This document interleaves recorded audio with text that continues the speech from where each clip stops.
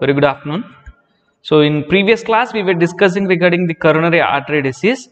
So we have seen the pathophysiology, risk factors, signs and symptoms, what is the diagnostic part. So in diagnostic part we have checked what are the ECGs and what are echocardiograms, what are different types of stress tests that can be performed, and we have seen what is the angiography, and we have seen the complications that were associated with these investigations. And in this class I would like to discuss regarding the management. So coming to the point here, if you see the management, we will discuss regarding the pharmacological management, we will discuss regarding the surgical management, and we will also see what is the nursing management that is involved. Coming to the pharmacological therapy, if you see, we have anti-anginal medications. So we have nitrates, we have beta adrenergic blockers such as atenolol, and we have calcium channel blockers such as nifedipine, and we have ACE inhibitors which are called as captopril, and we have statins and impramine for analgesia. These are all some of the medications that were used in the coronary artery diseases. Coming to the surgical intervention, we will go for angioplasty, or sometimes they will go for stent, sometimes they will go for the CABG, nothing but coronary artery bypass grafting, and also they will go for PTCA. Coming to the surgical interventions, if you see, all these are percutaneous invasive procedures. So there are a lot of refinements that has occurred in the PCI procedures. So if you see particularly stent, in stent what they are doing, they are entering into the artery. So you can see in the picture, suppose if this part of the artery has been diseased here, they are entering into the particular artery, to the particular region where the stenosis has been occurred by using a catheter. So with the catheter, with the help of catheter, they are mainly carrying a stent. So this stent is nothing but these are metal mesh. So these metal mesh, when they are reaching to the particular point through the balloon which is already there in the catheter, they are inflating and they are mainly opening the stent here. They are opening the mesh. So this mesh, what it is doing, it is giving pressure to the edges and sides of the plaque, and it is opening the pathway. So here you can see in the picture, when the balloon has been inserted into the particular place, they are inflating the balloon and they are making the mesh to expand. So this expanded mesh, it is providing the pathway to open. So once the pathway has opened, this balloon is again de-inflated and it is taken out, and the mesh is left over, and this mesh guiding the blood through pass through it. So this is the PCI procedural refinement that they have done. Coming to the CABG procedure, here in the left picture you can see there is stenosis in the blood vessel supply. So there is occlusion here. So what they will do here, the right coronary artery, because of the occlusion in the right RCA, there is decreased blood supply to the right side, and also there is stenosis here in the obtuse marginal artery.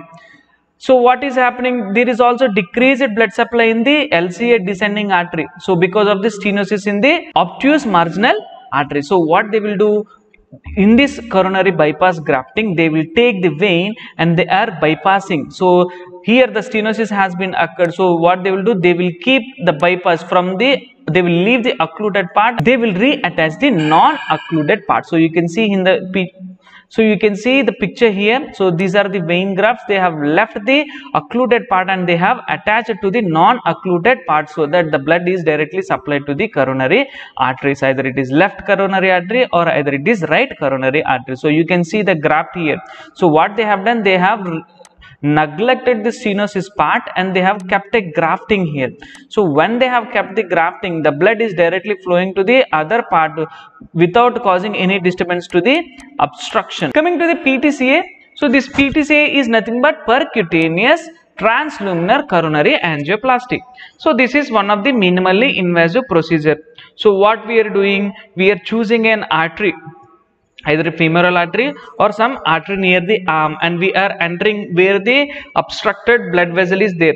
So through the help of a vessel, you can see here, this is the narrowing of the artery and this is the plaque. So they are introducing the balloon catheter here. Once the balloon catheter has been introduced underneath the plaque, they are inflating the balloon catheter, and automatically here what is happening, the artery is being widened.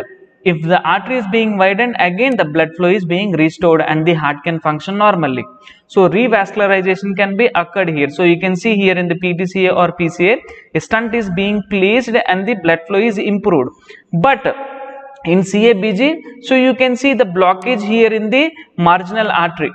So what they have done, through the help of bypass, through the help of a vein that is harvested from the own body or through the synthetic material, they are bypassing, they are leaving the blocked part and they are connecting the other part where the blood is not flowing. Again the revascularization is being occurred here and the heart muscle is being survived. So you can see here in these two pictures how the blockage is ignored and how they are bypassing the artery. So in this picture also you can see here the blockage is there, so they have bypassed the artery, and here also the blockage is there, so they have bypassed the artery. So this is how the CABG and PTCA or PCI are being done.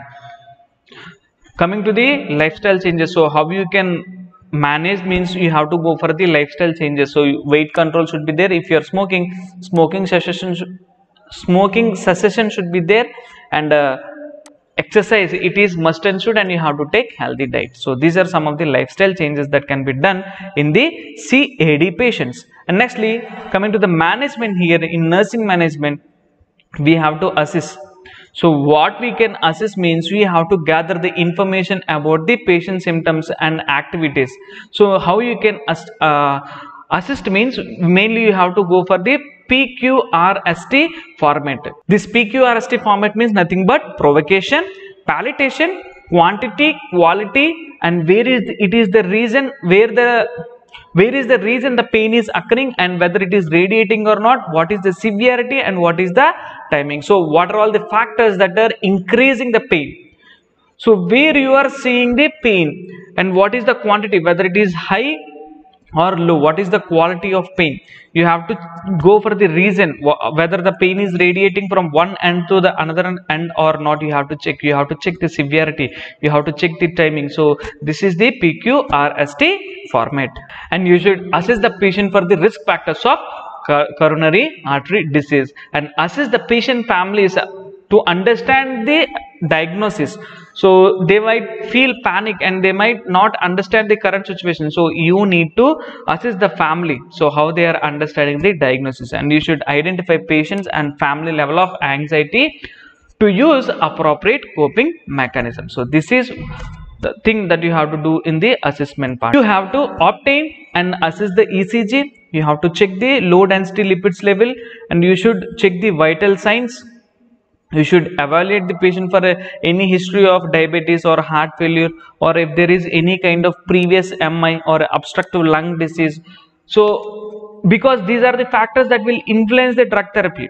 So in order to formulate the treatment plan, in order to get the exact data of the patient, you need to evaluate the patient. Coming to the nursing diagnosis, here we can form acute pain related to imbalanced oxygen supply demand as evidenced by patient facial expression or as evidenced by pain scale. So here you know the condition, you have the reports, you have everything in your hands, and there is decreased oxygen supply to the particular part. So there is acute pain which is related. So here acute pain related to imbalanced oxygen supply demand as evidenced by patient verbalization or as evidenced by pain scale or as evidenced by observation. So this is the one type of diagnosis that you can form. So what are all the interventions that you can do? You will check the condition of the patient to get the baseline data, and you will keep the patient in comfortable position. You will go for any investigations if it is required, and you will inform the doctor, and you will give him the pain medication. You will give him the treatment as advised by the physician. And you can also write decreased cardiac output related to reduced preload afterload contractility and heart rate secondary to hemodynamic effects of the drug therapy. So you can write this diagnosis also, and you can also write anxiety related to chest pain and uncertain prognosis and threatening environment as evidenced by patient observation, as evidenced by patient verbalization, as evidenced by patient facial expression. So these are all some of the diagnoses that you can form for this coronary artery disease. So this is the nursing management that you can write for this CAD. So with this I would like to end the session here. In next class I would like to discuss you regarding the angina pectoris, and I will discuss you regarding the myocardial infarction. So if you have any queries, please drop them in the comment box. Thank you so much for watching. Please like, share and subscribe the channel.